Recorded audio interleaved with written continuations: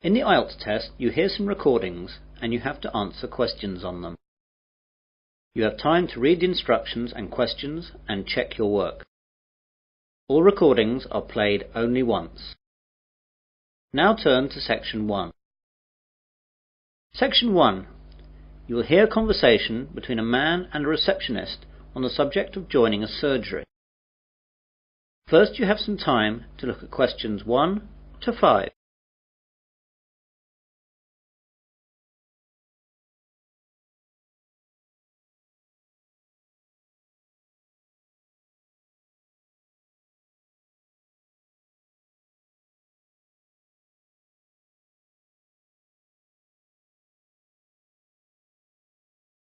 You will see that there is an example. This time only, the conversation relating to this will be played first. Hello, I've just moved to Melbourne for a new job and I've been advised to register with a new doctor for my family and myself. I think that this surgery is the nearest one to where I live. What's the name of the road that you live in, sir? Dawson Road. So, Dawson Road is the correct answer. Now we begin. You should answer the questions as you listen, as the recording is not played twice. Listen carefully to the conversation and answer questions 1 to 5. Hello, I've just moved to Melbourne for a new job and I've been advised to register with a new doctor for my family and myself. I think that this surgery is the nearest one to where I live.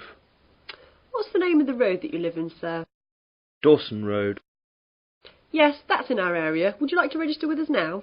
Yes, please. Right, I'll just have to take some details. First of all, could you give me your name? It's Mike Jacobs. Jacobs. And your family? My wife's name is Janet and I have one little boy whose name is Rod. Ron? No, Rod. R-O-D. Good, that's fine. And what is your address here in Melbourne? 52 Dawson Road, Highfield, Melbourne. Highfield. Highfield. Good. And I'll need to know your health card number. It's NH871812C. What about my family? Oh, only yours for now. Do you know the name of your old doctor? It was Dr. Graham Mackenzie in Perth. Now, we've got 4 doctors here.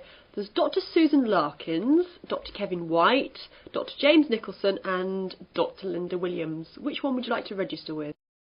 Oh, I didn't think of that. Well, I think I would like a man as my doctor. I'll go for the last one. Was that one a man? No, that was Dr. Linda. How about Dr. Kevin? Yes, that will be fine. Right, Dr. White it is. Will that be the same for your family? Oh yes, my wife might not want a man as her doctor.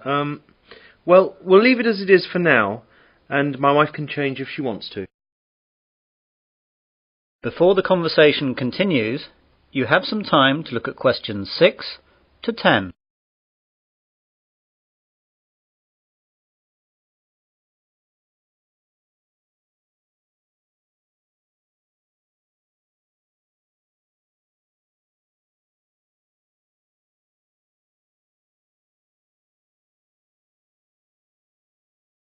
Now listen carefully and answer questions 6 to 10. I'd like to make an appointment now for my wife. She wants to come in at the end of the week. How about this Friday morning? That's Friday the 21st. I don't think she can make the morning. Any openings in the afternoon? There are appointments available at 2, 2:30 and 3:30. We'll take the first one, please. OK, that's done.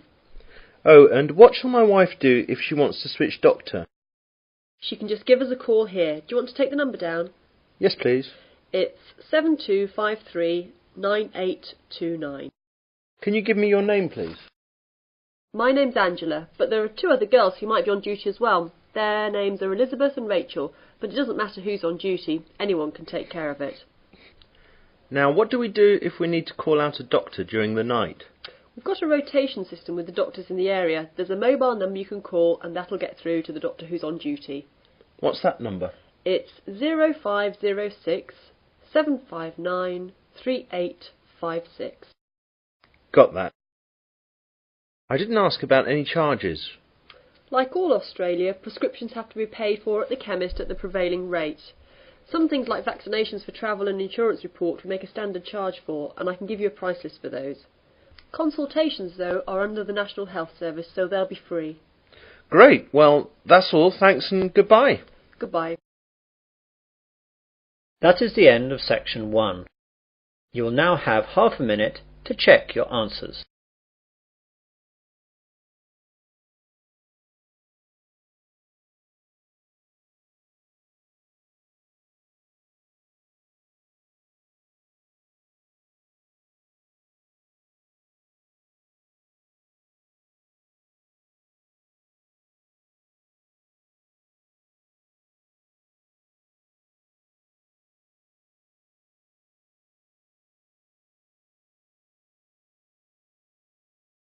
Now turn to section 2. Section 2. You will hear a man giving a guide talk to new students at a university library. First you have some time to look at questions 11 to 16.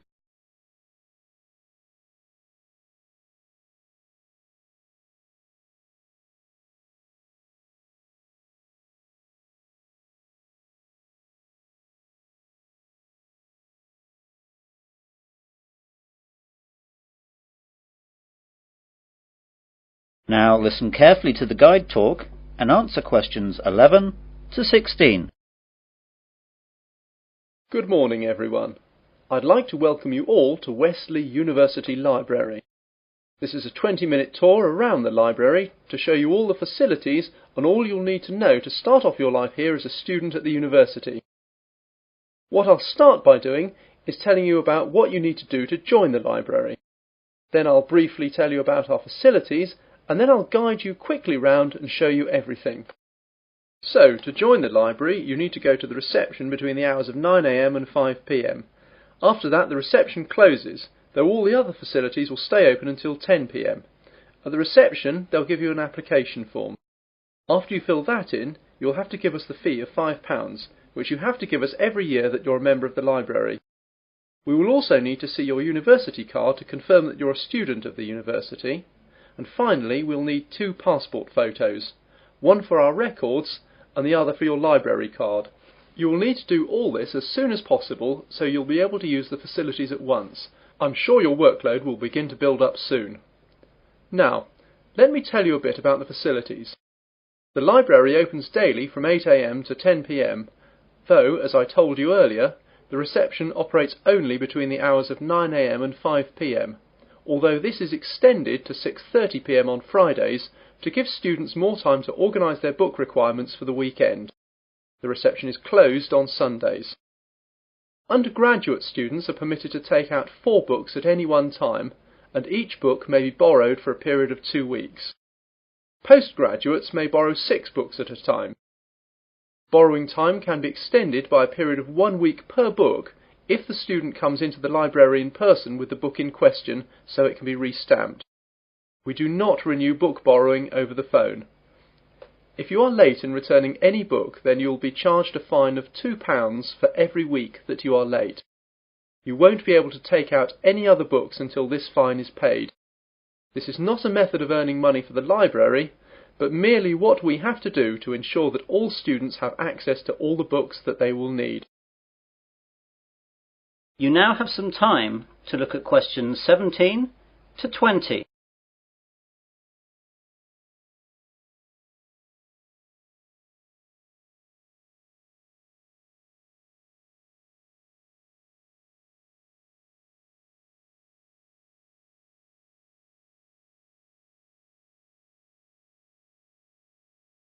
Now listen to the rest of the guide talk and answer questions 17 to 20. OK then, on to the layout of the library. We're on the ground floor of the library at the moment. Here we have the reception, the computers, which you can use to search for books and their location, and the bathrooms, which are behind the reception. The rest of the ground floor is taken up by the non-lending section of the library. Here we keep all the books which are either too valuable or are used too much to lend out. You can reserve time with these books at reception and use them during any time that the library is open, but, of course, You may not remove them from the library. On the first floor above us we have the Arts section, which includes books that students will need for subjects such as languages, literature, art and history. On the second floor is the Science section. We'll see these in a minute. Of course, individual departments will usually have their specialist libraries in their buildings, though the computer catalogues here will list them so you know where to find everything, whether it's here or in the specialist libraries. Finally, in the basement we have the stack system, which contains the university collection of magazines and journals that we have collected and to which we subscribe. If there's anything that we do not have or that you can't find, please go to reception and let them know the details. The university operates a swap system with other universities, and we can arrange for volumes that we do not possess to be sent here on a limited loan. Well, those are the basic details about the university library. That is the end of section 2. You will now have half a minute to check your answers.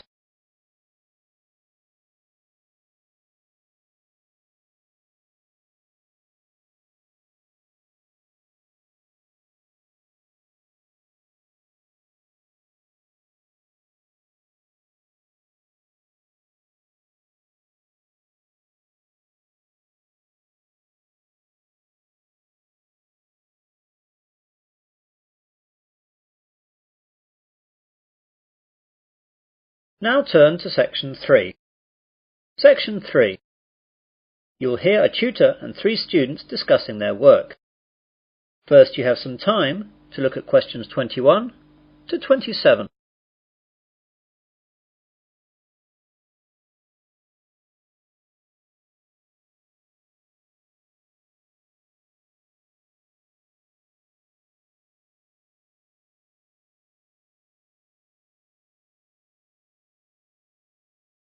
Now listen carefully and answer questions 21 to 27.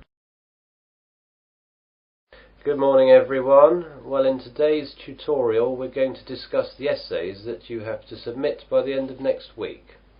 Some of you will have already started them, which is good, and if you haven't, well that's okay, but you'll have to get a move on. So, let's begin with you, Simon. What's happening with you? Well, I've made a start on it. I researched the background quite extensively last weekend. I should get to the writing stage tomorrow with a bit of luck, and I'll get finished at the weekend. What are you writing about? I decided to look at the car manufacturing company Jaguar, examine the problems they had with reliability in the 1970s and 80s, how they dealt with it, and how it affected their marketing and sales strategy. That sounds pretty interesting. Any problems with that? At the start I had problems getting information from that far back, but after rooting around in the library I found some magazines which gave me information and also gave me references to find other stuff. It seems now the only problem is keeping to the 4,000 word limit. It just seems that I have so much to write about. It seems I'll need 5,000 or even 6,000 words to be able to cope. Yes, your essay title seems to me to be very wide-ranging. Would you think about cutting out part of it? How about looking at their sales and marketing strategy, but only mentioning the problems in the 70s and 80s and not going too far into it? That's a good idea. That will make it much easier to handle. By the way, how do you want us to hand in our work? Do you want us to drop in a hard copy to your office? You could do that, but I'd prefer it if you just emailed it to me as an attachment. You've all got my address. If not, give it to the secretary, clearly marked that it's for me. Right, Jennifer, how about you? I've not really got going on it yet, but I have decided on a subject. I'll try and do some research during the rest of this week, and I should get writing this weekend. Okay, what are you writing about then? I want to look into how supermarkets use market surveys to develop their products. Will you have enough time to find out what sort of things that the supermarkets do? You won't have much time for that. I should be okay. I've had a look in the stack system in the library, and I found a magazine that surveyed all the UK major supermarkets and a trade publication that analysed the same things in Canadian supermarkets. Be careful about using their conclusions too much. The university takes a tough stance on plagiarism. Make sure you properly list where you get your information from in a bibliography and try and do your own analysis. Get going too, as that analysis will take a bit of time. OK, thanks. You now have some time to look at questions 28 to 30.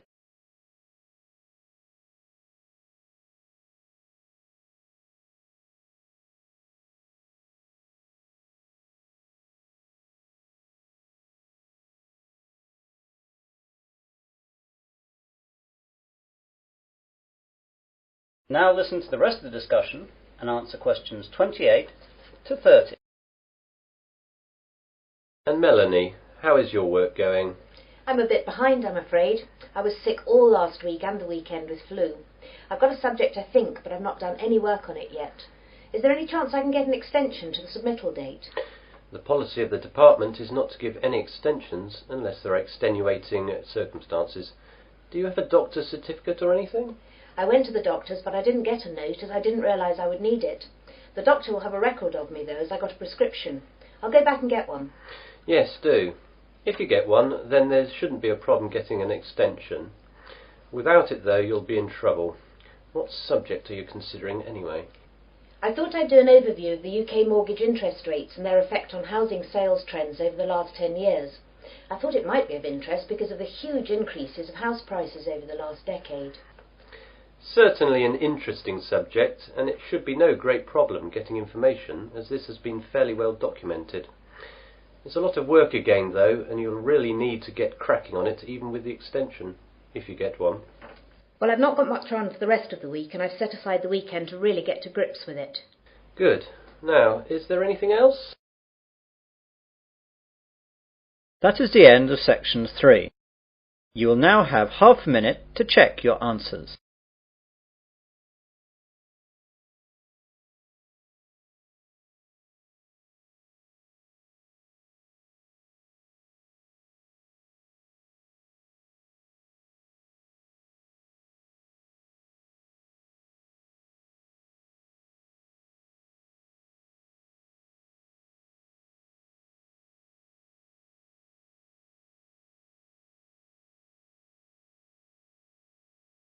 Now turn to section 4. Section 4. You will hear part of an Earth Sciences lecture. First you have some time to look at questions 31 to 40.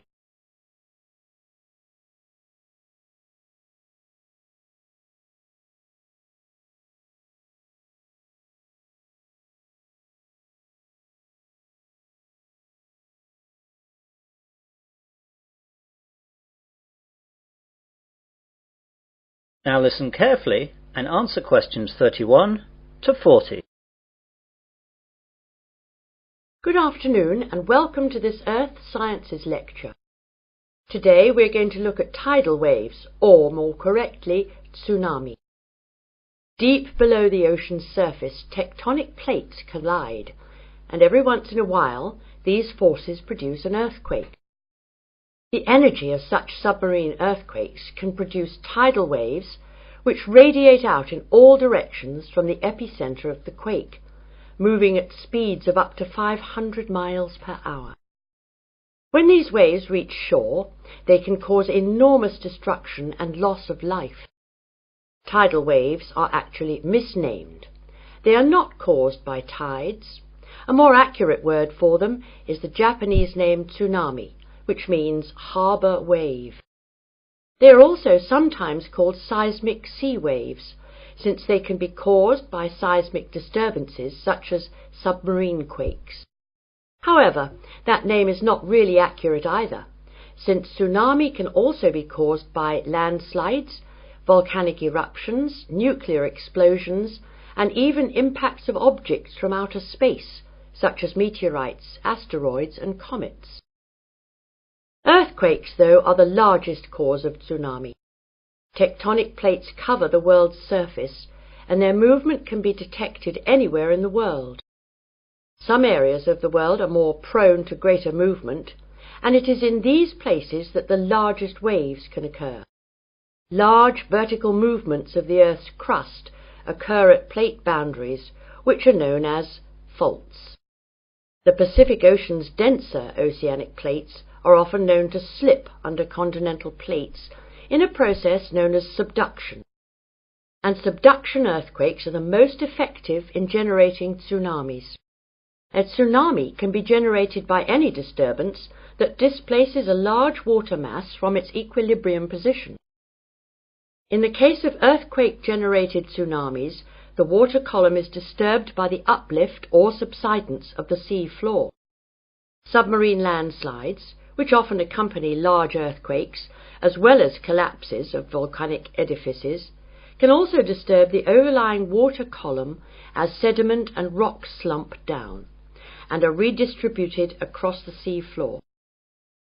Violent submarine volcanic eruptions can create an impulsive force that uplifts the water column and generates a tsunami.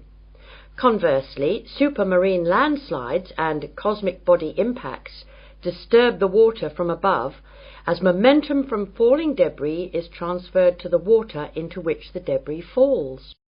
Generally speaking, tsunamis generated from these mechanisms, unlike the devastating Pacific-wide tsunamis caused by earthquakes, dissipate quickly and rarely affect coastlines distant from the source area. Tsunamis are very hard to detect since they cannot be seen when they are in the deep ocean.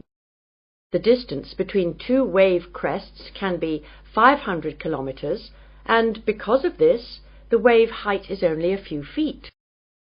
Because the rate at which a wave loses its energy is inversely related to its wavelength.